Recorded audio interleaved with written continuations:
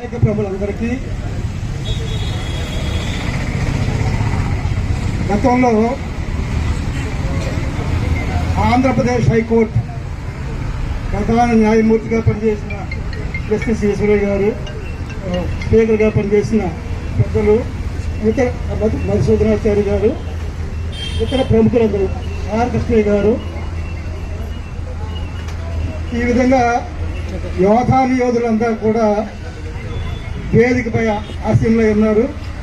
వేదిక కింద కూడా పీసీ పోరాట యోధులు ఆశీనులైన ఈ సభలో నేను మాట్లాడగలగడం నేను ఒక అదృష్టంగా భావిస్తూ కొన్ని కీలకమైన విషయాలని అందరికీ తెలిసే ఉండొచ్చు. ఈ సందర్భంలో మరోసారి గుర్తు చేసుకోవాలని గుర్తు 4-5 విషయాలు పెట్టాలనుకుంటున్నాను. ముఖ్యంగా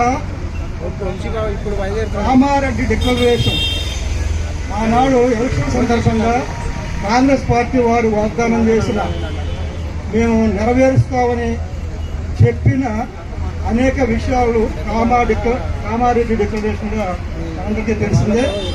దాంట్లో ముఖ్యమైనది ఇంతకుముందు రాజ్యాంగ ప్రస్తావన తీసుకొచ్చారు.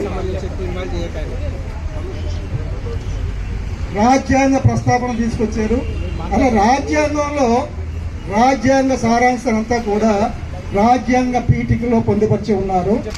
ఈ సభలో ఆ రాజ్యాంగ పీఠికలో చేర్చబడిన కీలక అంశాలు ఏమిటనే విషయాన్ని ఇక్కడ బీసీ నాయక ప్రముఖులందరూ కూడా ఖచ్చితంగా తెలుసుకోవాలా, గుర్తుంచుకోవాలి.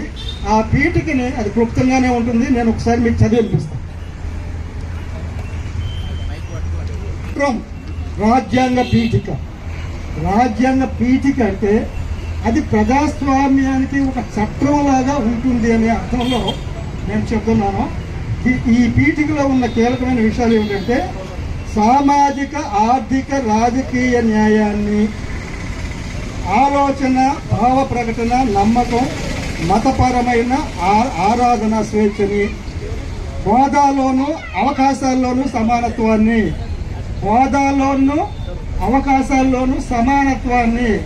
అవకాశాల్లో ఈ దేశంలో 50% జనాభా పైన బీసీలకి సమాన అవకాశాలు దొరికాయి అనేది మనకి చాలా కీలకమైన ప్రశ్న. ఏ కీలక రంగంలో కూడా రాజ్యాంగ పీఠికలో కీలక కోణంగా చెప్పబడిన సమానత్వం, దాంట్లో సమాన అవకాశాలు ఓబీసీలకు మాత్రమే ఈ దేశంలో